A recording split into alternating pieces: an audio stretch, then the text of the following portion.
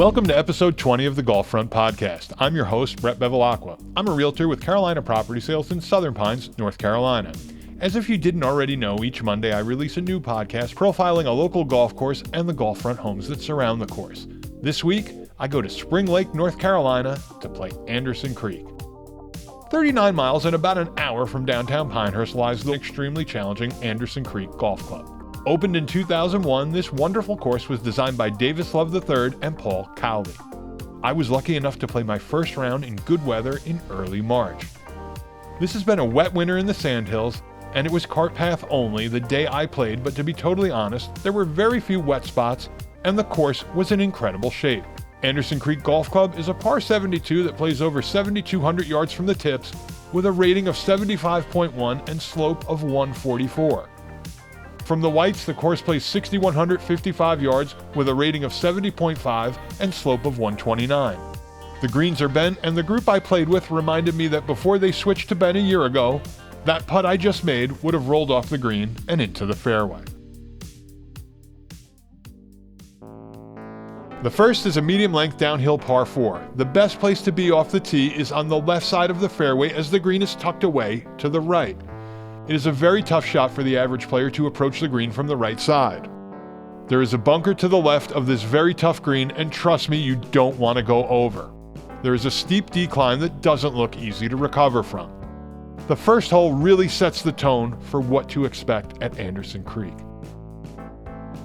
The second is a long par 5. We had wind in our face and the fairway runs uphill, making this play longer than the scorecard.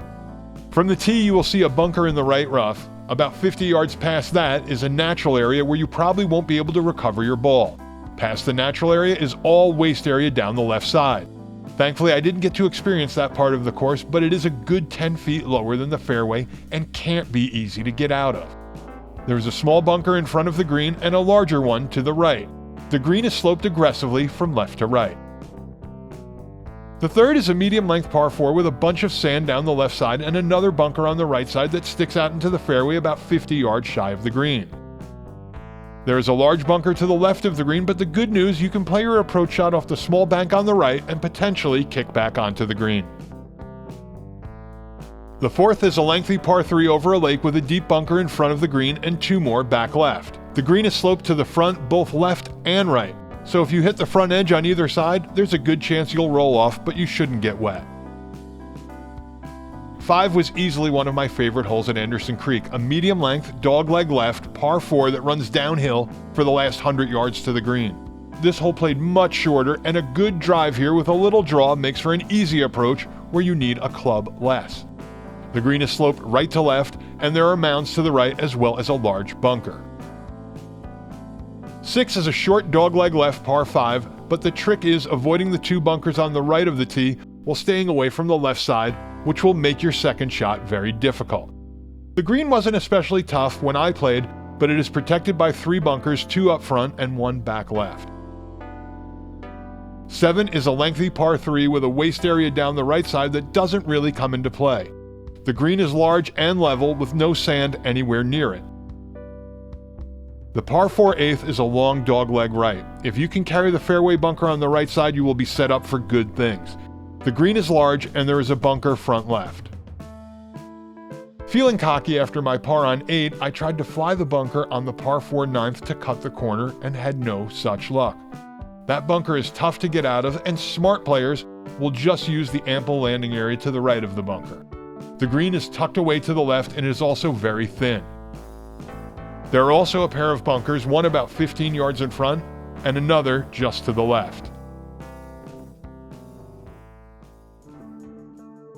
If you can avoid the fairway bunkers on the par 5 10th, you should set yourself up for a par or better.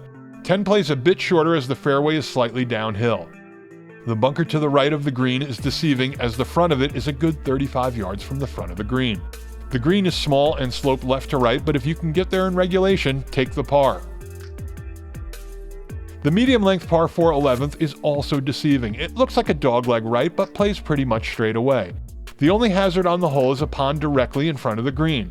It is unreachable off the tee. The green is aggressively sloped from back to front. Depending on pin placement, there is potential to get wet when putting from the back to the front. The 12th is a medium-length par 3. The green is almost tiered, higher on the left, lower on the right. If you don't land on the pin side, you will be lucky to 2-putt. 13 is a short par 4.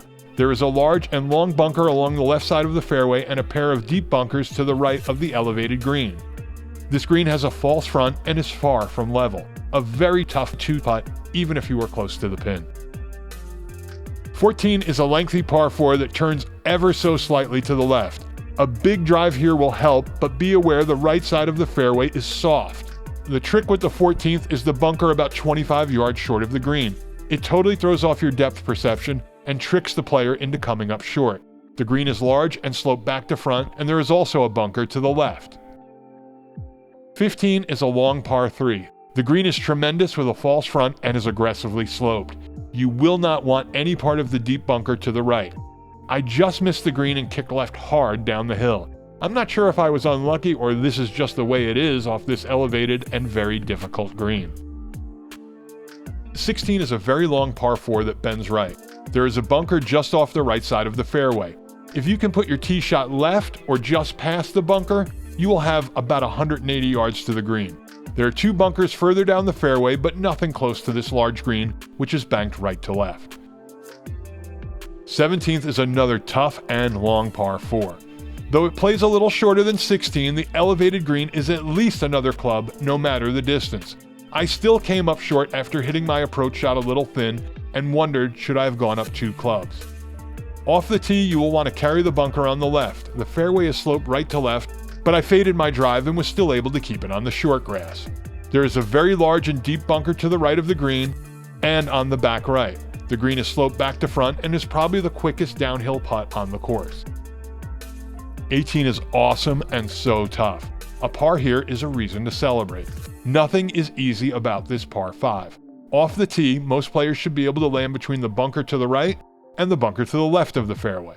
In fact, even if you hit them long, aim at the bunker to the left. I don't think you can get there. Most players probably won't make the green in 2, and the risk-reward makes it almost pointless. The green is off to the right, so aim towards the bunker on the left. Even if you put it just right of the leftmost bunker, you will be in good shape. I ended up in the middle bunker and was somehow able to find the dance floor, but I still 3-putt. The green was higher in the middle and fell away both right and left.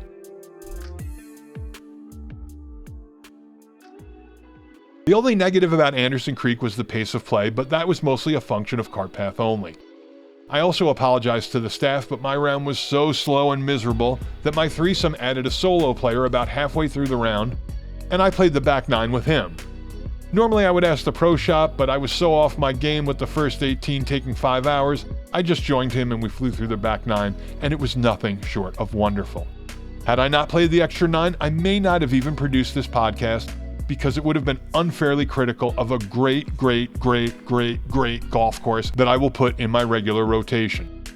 On top of that, I will seek out Davis Love III and Paul Colley courses. Though they are difficult, they are a joy to play. For more information, go to acgolfclub.com or give them a call at 910-814-2115. There is no shortage of golf front properties in Anderson Creek. From condos to mansions and everything in between, and most are newer construction. The condos, at least from a distance, had sort of a resort feel. I also didn't feel crowded by any of the golf front properties and never felt like there was a chance I would hit a home, which isn't the case at every course. The 2 guys who I was teamed up with both live on golf front property, and they had high praise. The only negative they shared was when they moved here 10 years ago, it was mostly retired people. Now it is mostly families from Fort Bragg. They didn't have a problem with military families, they just missed the camaraderie of living among people their own age. They both lamented about a golf group that went out late afternoon nearly every day to play 9. They said they are the only 2 left from that group. Thanks for listening. If you are looking in Anderson Creek or anywhere else in the Sandhills, give me a call at 845-365-3665. Or send an email to brett@hmpfilms.com and I will show you all the area has to offer.